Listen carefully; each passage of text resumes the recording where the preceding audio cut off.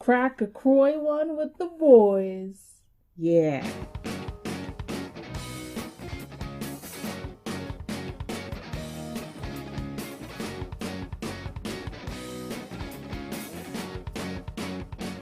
Three, two, one. Oh no. So I'm Alana. And I'm Lauren. And we're the Croy Boys. Alright, so this is a podcast where we start off reviewing something that we don't like, which is typically LaCroix, but basically any kind of seltzer water drink. Mm-hmm. And then we go on and review something that we do like.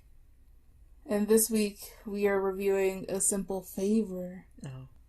Okay. So this week we're drinking Pamplemousse. Pamplemousse, whatever. I don't know how to pronounce it. Which apparently means grapefruit. Oh, yeah. And we had I realized also that we had the grapefruit, White Claw last week. Oh. Yeah. Why do they call it Pamplemousse? It makes it sound like weird. Like I wouldn't pick this up even if I liked grapefruit. Well, I guess maybe if you like grapefruit, you know the translation for it. I don't know. Probably not. But like it sounds like it's like a weird like fruit. Like I wouldn't choose this ever. But I don't know. Maybe I would be curious about it and look it up and be like, oh, it's grapefruit. And then, I don't know. Maybe. I feel like that's not a thing that most people would think about when they're at the store. It's not bad. Yeah, it's not the worst. But it definitely could make me throw up. Well, you literally say that with every single one. Anyway, so I'll go through our current rankings so far. So you have strawberry mango #1, lemon, black cherry white claw, ruby grapefruit white claw, passion fruit, pineapple strawberry, berry, lime, coconut, pure, and last coffee exotica. So where are you thinking? Definitely around the berry area. Yeah, I was saying somewhere in the middle. Yeah, I kind of want to put it either under pineapple, strawberry, or under berry. Yeah. I feel like under berry. Okay. So, what you feeling on ratings? So, berry I gave it a 1.75. You also gave it a 1.75. And then lime, I gave it a 1.7, and you also gave it a 1.7. Maybe a 1.74. Okay. I feel like it's very similar to the berry. Okay. Yeah, I'm gonna give it a, I don't know, 1.71. What? Yeah. I don't know. It just tastes I don't know. I mean, my it tastes taste buds are all boring. weird. It tastes boring, but not necessarily bad. Sure, I guess. So, now, this will be our Croix de Bear, and we will try to finish it, and also try to announce when we finish it throughout this podcast. I think last time I technically didn't announce it, but it's fine. It's whatever. I do not remember. You did. You finished first, which is, I think, was the first time that's ever happened. Yeah. I had to try to prove myself, after not even attempting one time. Yeah. But anyway, that was a different segment called Croy My Heart. And now we're going into the meat and potatoes of our podcast. Yeah. Where we talk about typically some sort of media that we watched this week. Uh-huh. And this week was my choice. And I chose A Simple Favor. You sure did. Because it was a strange movie. And it was an experience that I wanted to share with my dear sister, Alana. Yeah. I probably first heard of this movie when Blake Lively did this promotional thing. Okay. Where she, hid all the photos on her Instagram. And then... What do you mean by hid? I don't know. Were they, were there, things hidden in the photos, do you mean? No. I don't know if she, like deleted it or whatever. It seemed like she like deleted all the photos on her Instagram. Okay. I know what you're talking about.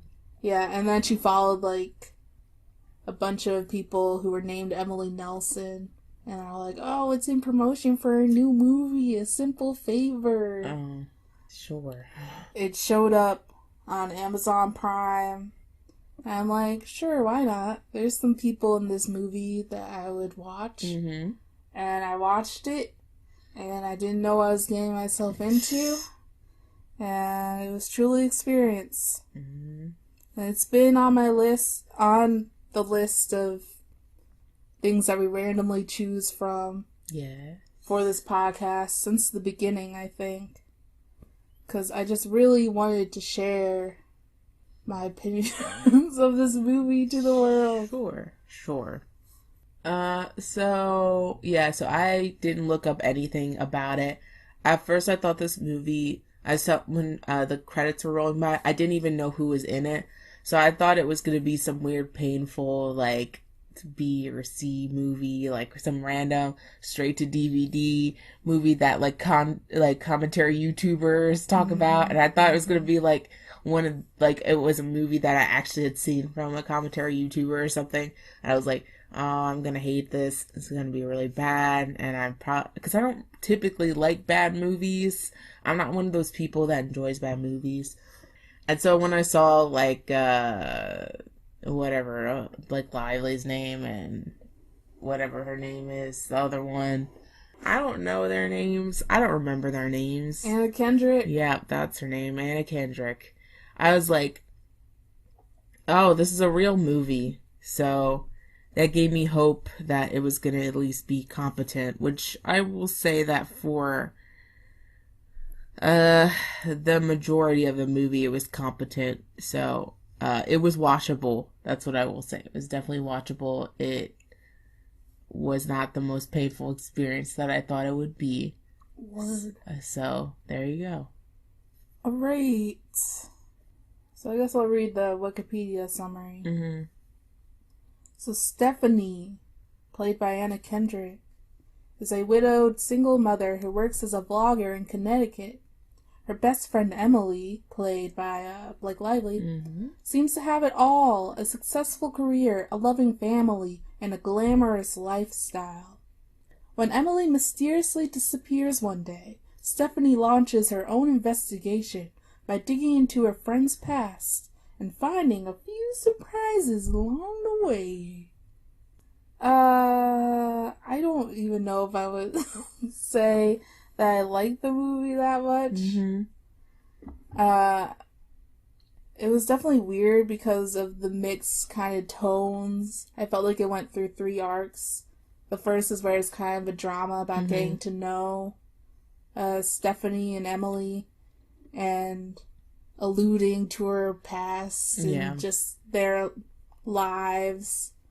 And then it becomes a thriller when Emily goes missing and then Stephanie's like trying to figure it out, solve it for herself. She like goes into Emily's workplace and does a lot of digging, and then she thinks it's the husband trying to take out insurance money. And then I feel like it really turns into like an absurd quote comedy when Stephanie realizes that Emily is still alive and she tries to contact her, and then they do meet up at her grave and they have the martinis and it's weird, and then they come up with a plan to double cross the husband, and then there's a bunch of twists and twists and twists. That was just really, it felt surreal because I didn't understand why this was happening. Yeah. Because of all the like kind of tone changes, like I didn't think it was that kind of movie. But yeah, the acting, was pretty good. The acting is fine. There wasn't anyone that I was like, I'm like, this is bad. Like, everyone was good acting all around. It definitely kept your attention all the way through. And I don't know, I'm trying to think if I felt like the movie was rushed, like towards the end. I don't know, because definitely the ending like moved faster. than the rest of the movie. Yeah. And it was kind of weird that in the way they did it. But if it was like that throughout the whole thing, it probably wouldn't have felt quite so out of place.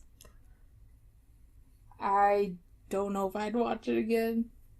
Okay. But I wouldn't not watch it again.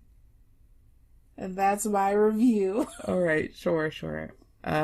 So this movie is like a weird Gone Girl, basically. It's like, I think it's a worse version of Gone Girl, basically. They're both based off books apparently, and this movie got a surprisingly high rating on Rotten Tomatoes. It got like an 85 from critics, and I think it got like a 73 from the audience though. But so like I actually liked the tone of the movie for the most part up until when Emily comes back, I think is when it gets kind of weird. Yeah, so this movie, I think it has a similar problem to what Promare had Promare. It's Promare, not Promare. I think this movie has a similar problem to what Promare has. Because once they do meet up at Emily's grave or whatever, Emily goes through this whole like explanation of why she did everything she did, and it just was like in these kind of disconnected flashbacks of like her father like hurting her sister and then like setting the house on fire and all this stuff, and it was just like a lot of information to process at once, and I think it just made it so I didn't like all of a sudden it was just like Emily's character seemed like so it seemed unbelievable even for the world that they set up. Like it was like that just doesn't make any sense. No human being would act like that. So I think that just really took me out of the movie. And then like it was really goofy at the end.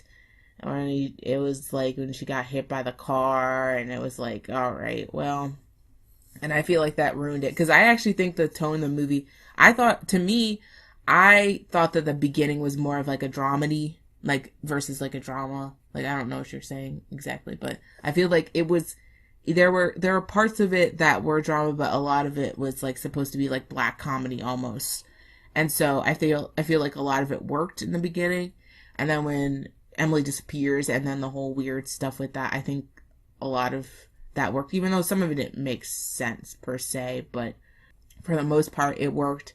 And then like I said, the last third of the movie I think didn't work at all. And I think it ruined my experience for the rest of the movie and why I don't like it. So one of the things I said was that there was too much music.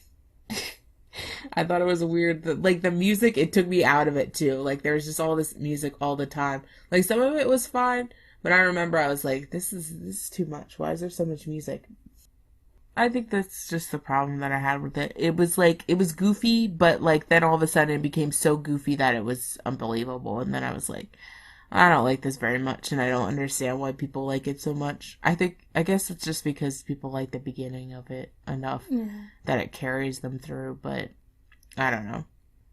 I definitely agree that the goofiness just made it unbelievable. I felt like it, I don't know, maybe I just don't know what, like, dark black comedy is or whatever. Because I felt like, normally movies just have elements of comedy in them. Mm-hmm. And I just felt like it was, I guess it wasn't like a strict drama, but I didn't get comedic elements from it specifically. In the beginning.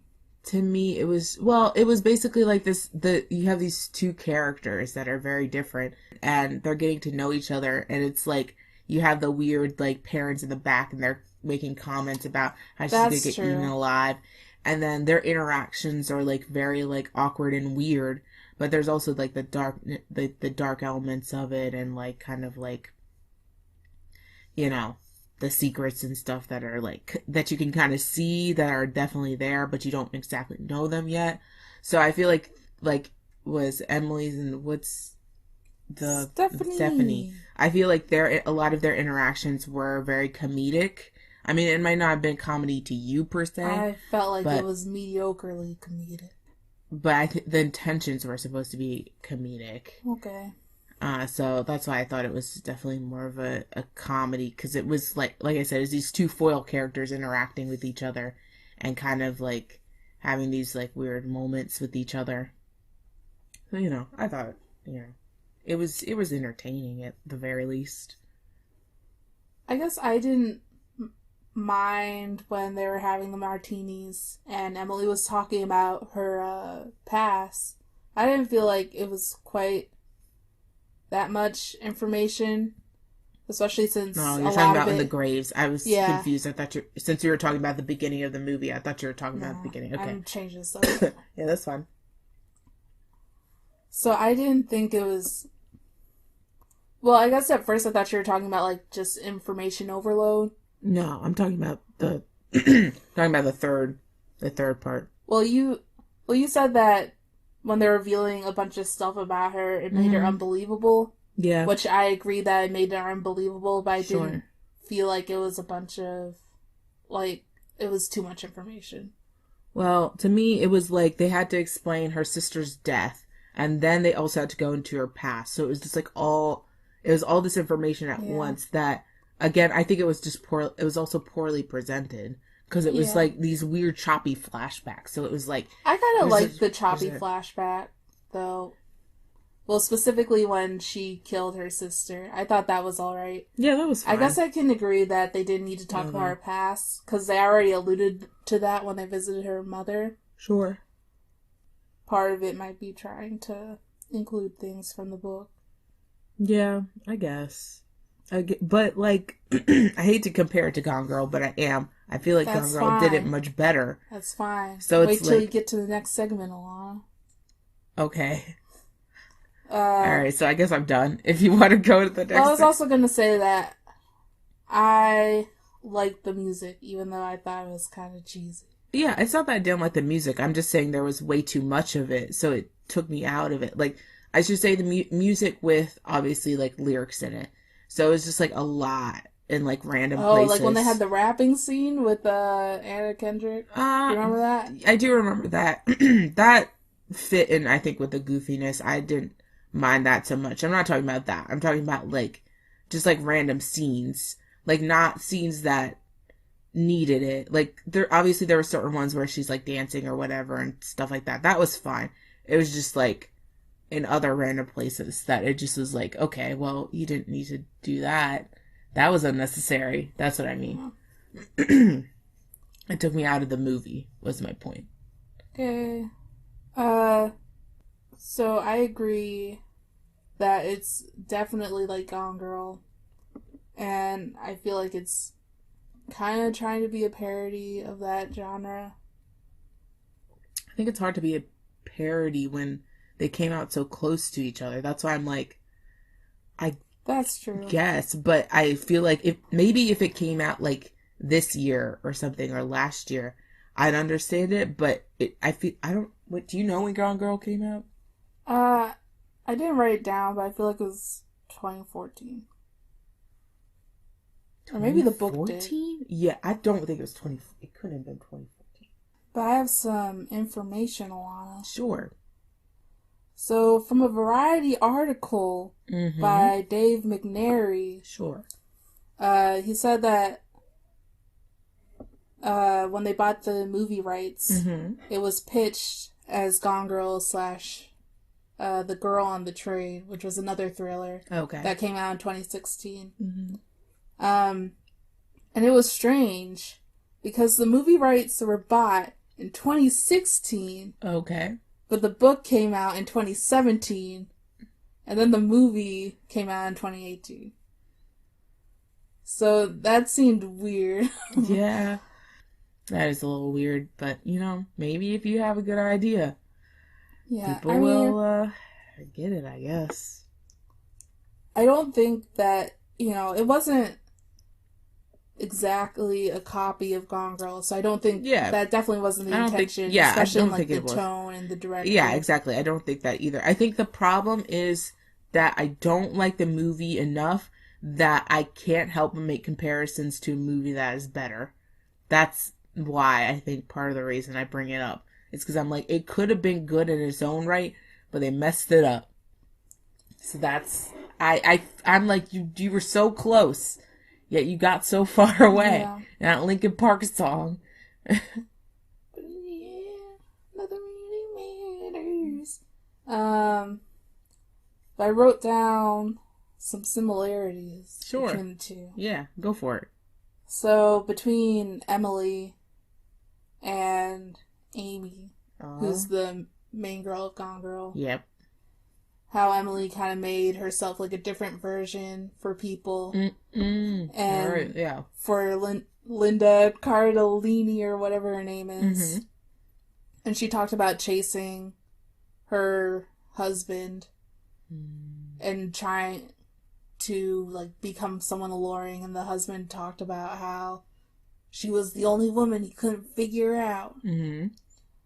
And then Amy talked about how she was going to become a perfect version for her husband, which was the cool girl who can hang out with the guys. Yep.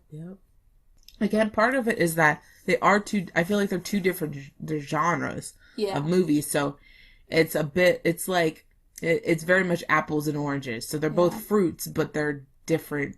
It's different taste. So what constitutes as a good apple is different than what makes a good orange. So it's like, but the problem is one of them was like, this is a really good orange, and then the center was rotten, and then the other one was just a good apple. So it's like, oh man. I actually rewatched Gone Girl kind of recently, and I didn't like it that much. Excuse me. But that's a story for another time, I guess. Whoops. I burped while you were talking. I should have thought. Woulda, coulda, shoulda. Yeah. Stopped it. So yeah, I watched Gone Girl a second time, and I felt like it was less watchable than the other one. Yeah. Mostly because of the acting for me. Oh, you didn't like the acting in Gone Girl? Is that what you're saying? Yeah. Oh. I felt, I don't know, like I don't know, maybe it just also wasn't a movie for me. Mm-hmm. I feel like they were trying to be really smart in Gone Girl. No. And, I don't want a movie that'll make me feel smart. I want a movie that's like all about the shock factor. and this movie was definitely more it. But anyway, the next point I have is that their marriage and life was kind of cracking because of the recession or whatever. Oh, okay. Because Amy and Nick, I think, from Gone Girl, they were living in New York, and then they had to move to Missouri or whatever, and life wasn't going that well, and Nick was losing ambition and stuff. Yep. And it was the same for Emily and Sean. They had all this money in the housing bubble or whatever, and things seemingly weren't working out how Emily wanted. Yeah. And the husband wasn't writing, only wrote one book. Right. And seemed like he wasn't gonna really write anymore. Mm-hmm. Then the next point is that the husband had a suspected affair with the student. Oh. Like in A Simple Favor, they had a threesome with I think it was a teaching assistant. Yeah.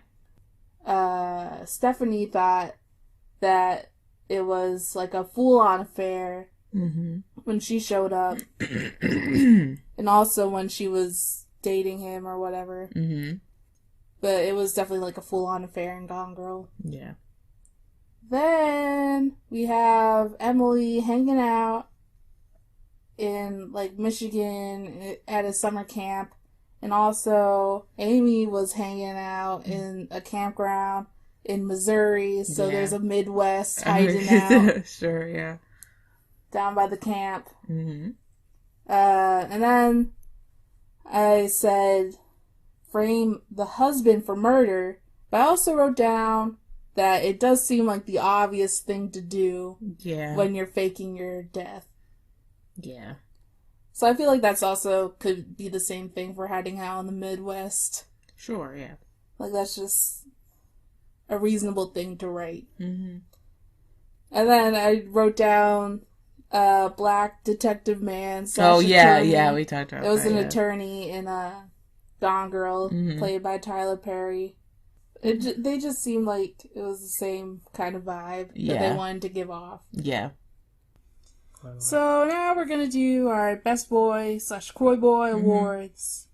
And my Best Boy, I put down the insurance investigator. Oh, okay. I looked it up. Her name was Miss Prager. I don't know. I thought she was weird. And she's probably the only thing that actually made me laugh. Well, yeah, probably. Okay, yeah. Yeah, that's fair. Alright, so I chose Detective Somerville as my best boy. And so the reason I chose him as my best boy is because, you know, to me, a best boy is someone who's out here either entertaining or, you know, doing his best and doing his or her, or, you know, if they don't, wherever they are in the outside the gender binary, that's fine too.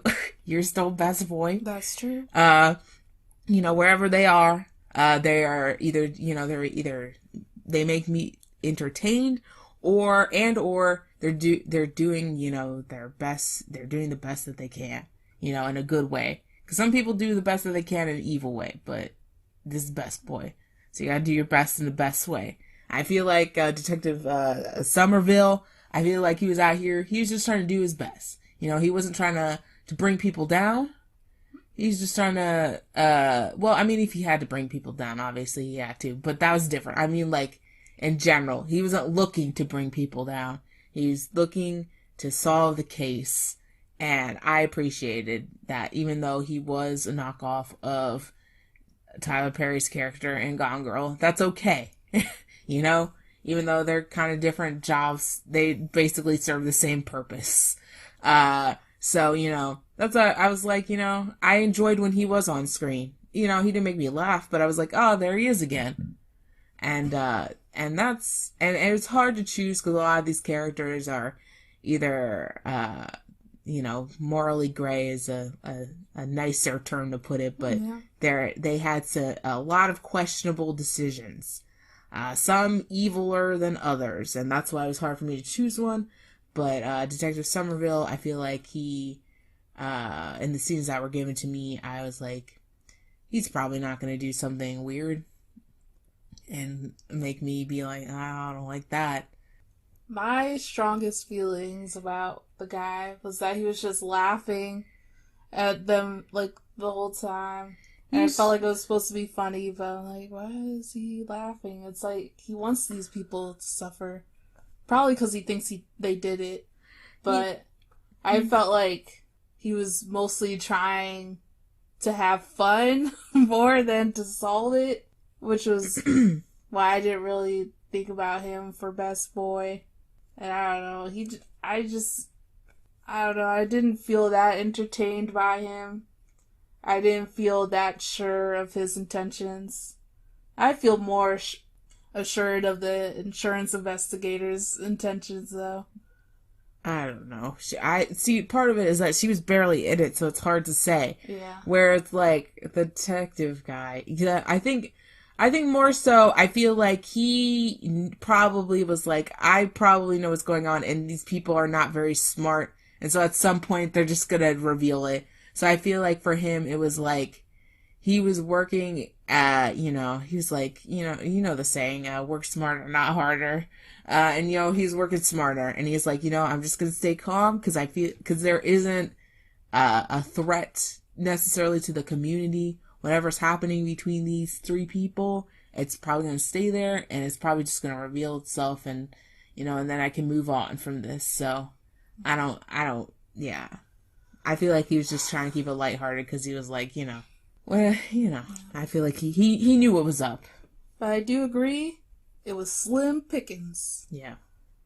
So I have 2 runner-ups. Oh, I don't have any runner-ups. Yeah. I have Emily Nelson. Oh, okay. Yeah, I don't know. Mostly because of Blake Lively. Okay, sure. I think she was the most entertaining to watch on screen. She had the most interesting life and character to unpack. Mm-hmm. And then the next character that I picked is Emily's mom, Margaret McLandon. Okay. Again, because it was played by an actress that I like a lot, Okay. Jean Smart. Okay. She was on Legion. Nice. She was probably the best part of that show. Sure. I don't think that the character is a very good person, but Yeah. it's okay. We didn't see her long enough for her to do something truly horrible. I guess, yeah. So my Croy boy, the one who left the worst taste in my mouth, Yep.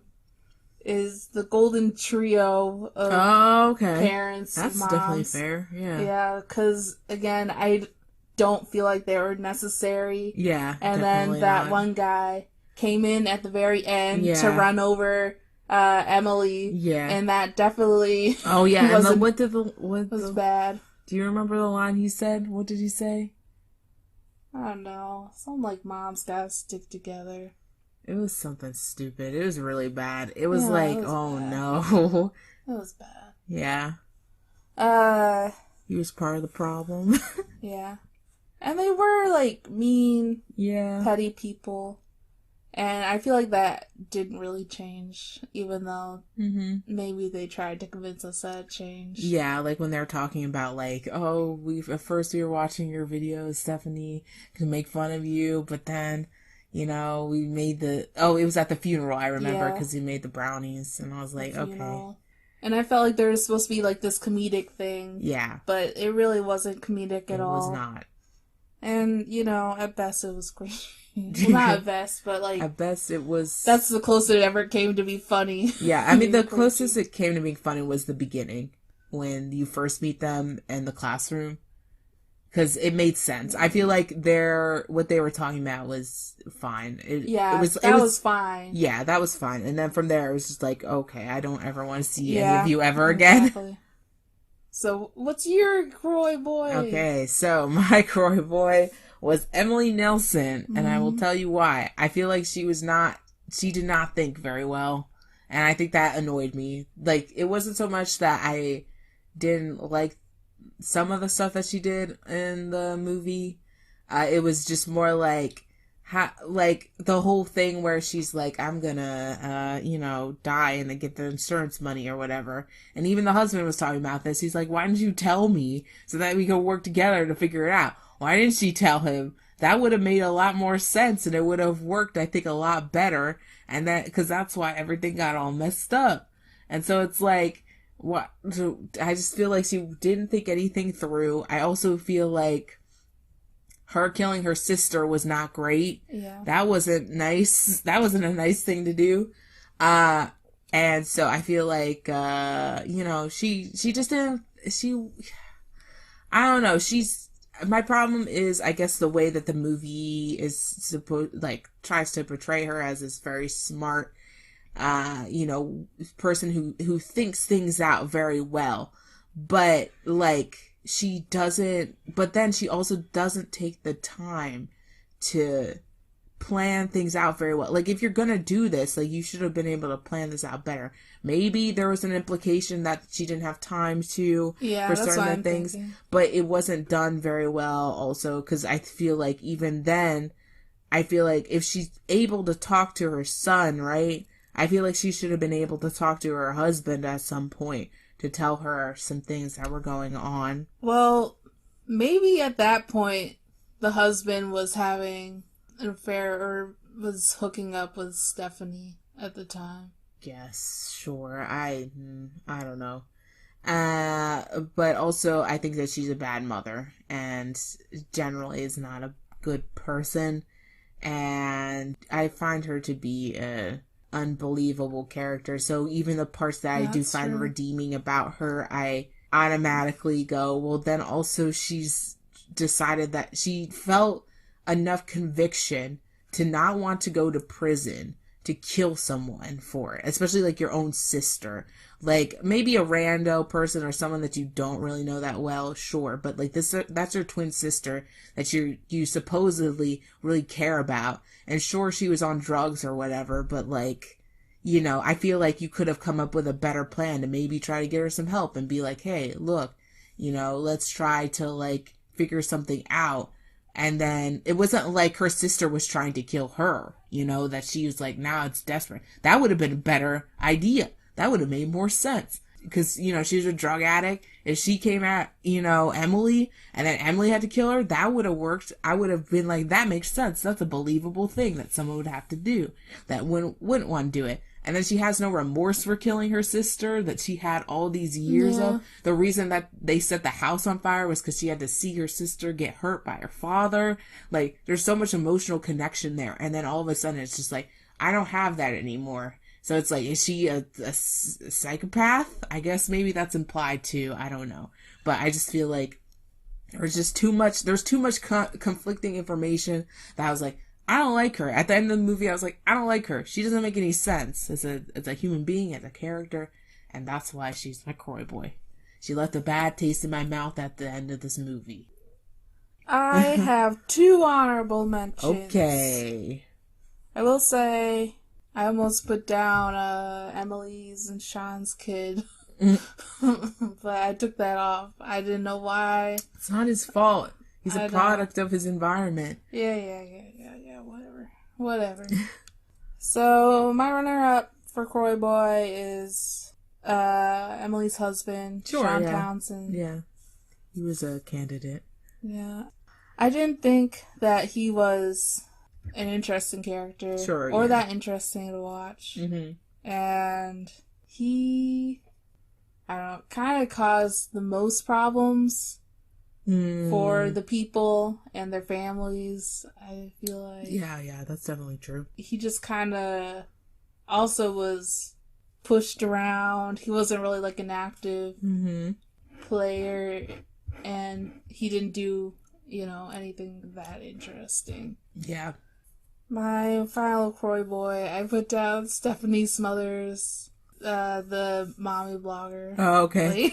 The way you said it made me think that it wasn't the main character or whatever. I was like, Stephanie Smothers. Okay. I mostly just didn't like that she had a mommy blog.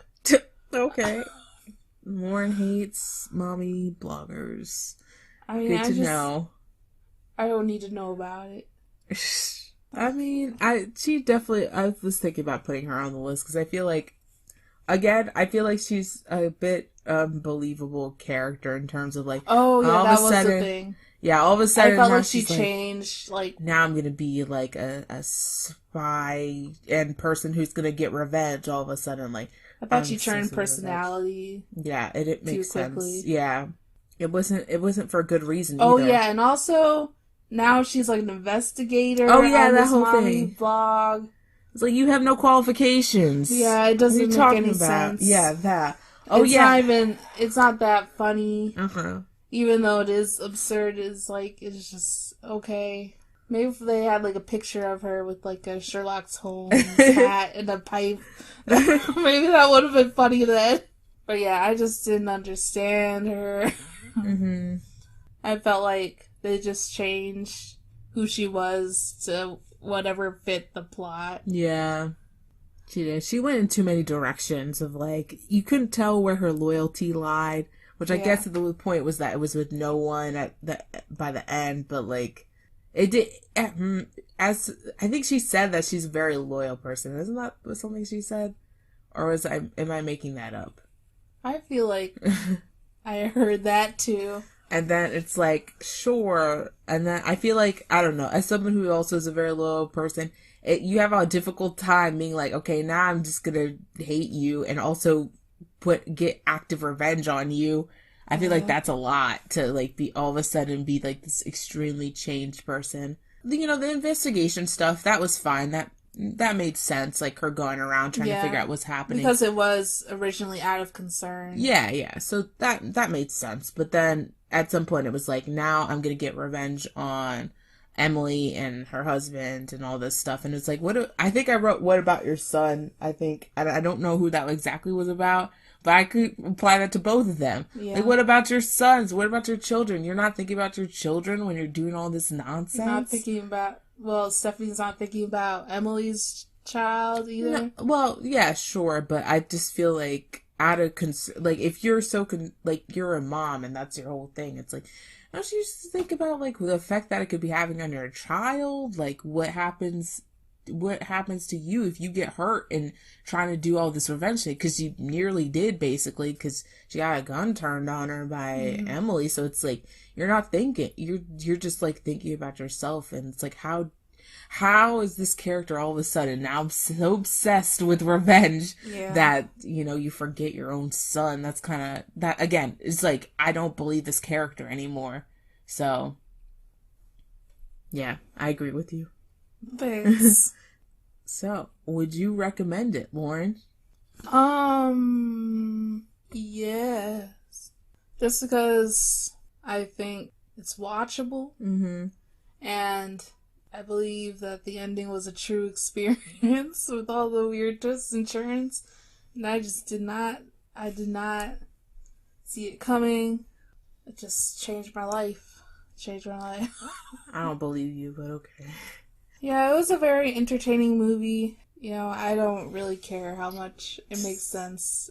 As long as it's watchable, and at the end, it did make sense, but at least you didn't have to deal with it for very long.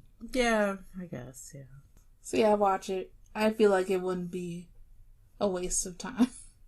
I wholeheartedly disagree. Thanks. So you're saying a YouTuber did a review on it? Were you saying a commentary YouTuber did a review on it or something? Oh yeah. I don't know who it is, but I would recommend if your favorite commentary YouTuber did a review of it, watch that instead of the movie, because I feel like it was a waste of time for me, because it was like I would have rather watched a 20-minute video about it versus watching a 2-hour movie. But you wouldn't have been able to experience it, Alana. The experience wasn't worth it for me. Like I said, it just was like, oh. Like, I didn't come out of that movie feeling... It made me feel like I wasted my time. I would have rather watched... I still haven't watched Knives Out or Jojo Rabbit. I would have rather watched those movies. But I would have rather watched money. Demon Slayer. Well, that's true. And so... there's so many things to watch in this world, and I don't have the time. I already don't have the time to watch anything or listen to podcasts or do anything I like. But I mean, this is part of our podcast, so that's fine. It's like a part of, our hobby or whatever. So I'm fine with committing the time. I'm talking about outside of this. For the podcast, it was fine. It wasn't the worst thing I've ever watched in my life. But if I didn't do this podcast and I watched this movie, I would have been very sad. I would have been like, that was a waste. So that's why I would say probably not. I think it would depend. I feel like if you like bad movies, I feel like you almost find some entertainment value in the end of the movie.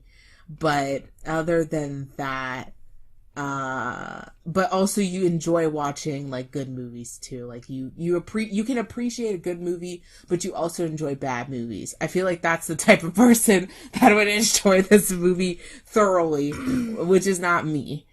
So I would say probably no is my answer to recommending it or not. Probably not. I understand you, Alana. You keep saying that you enjoy these bad television shows. It's different, no. Because the problem is it's not fully bad and it's not fully good. So it makes it this weird lukewarm thing where it was like, even though you're saying it was bad, I thought it was supposed to be bad as in like, I feel like in a weird way the beginning was kind of bad, but like bad in the way that I enjoy. So I was fine with it.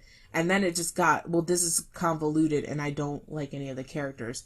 Whereas like something like Riverdale, it's like the characters, they are established to be these weird characters that when they say stuff, when they say weird stuff, it's not out of character for them because they already did weird stuff. So it's like that was stupid, but I already know you're stupid, so that is totally in character, so I'm fine with it. So that's why I don't count, like, the bad shows like that. Because if you establish the characters well enough, then I'm not going to be like, that doesn't make any sense. Whereas this one, established characters, and then it just threw it all out the window. So that's my problem with it.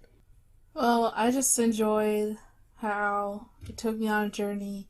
Alright, I bore my cross, my croy. I have bore my croy as well. Okay. Alright, so let's get into some next week's things. Okay, so next we are gonna have Coconut Cola. Okay, so next time we are gonna read the manga Arekon. It's my favorite manga.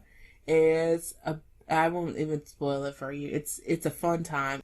That's a really good manga, Lauren. It's a good manga. It's probably the best manga that's ever been made. That's not true. That's exciting. This is our first manga. And we're gonna read it. Maybe, I know it's a stage play too, so maybe I'll find some scenes on the stage play. Oh, we're gonna act them out for a segment? Absolutely not. Please. It's in Japanese, so why would we do that? Translate. I'll think about it, but I really don't want to do that. I'll pay you $2. Anyway, so that's what we're gonna do next week. Alright, so that's the podcast. So I'm Alana. I'm Lauren. And we're the Croy Boys. Remember to rate and subscribe on iTunes. Yep, we're on behind, but we're gonna catch up. So hopefully by the time this comes out, the YouTube will be caught up, and the episodes will be caught up too. You know, it's Corona time, so you know sometimes you're it's like island time, Corona time. I mean, as always, you can email us at Croyboys. It's Croyboys with a Z at gmail.com for any suggestions that you think we should put on the list, suggestions for the podcast, complaints, concerns, compliments. Stick around for Croy Design. Yeah. 5, 6, 7, 8. This movie's weird, a life-changing experience. The true start was Blake Lively deleting her Instagram once was a Hollywood drama, and she's then a a thriller. That's somehow it turned into a dark comedy. And they're best friends, apparently, even though I don't think they know best friends are at all. And Emily's a bad mother. There is not a good amount of good characters in the movie. Smart is also amazing. That the Drake was characters are very alright, sad. but I don't want Molly Loggins in my life. Henry Golding, he was also there. Where's my girl gone? It's not on girl, but it kind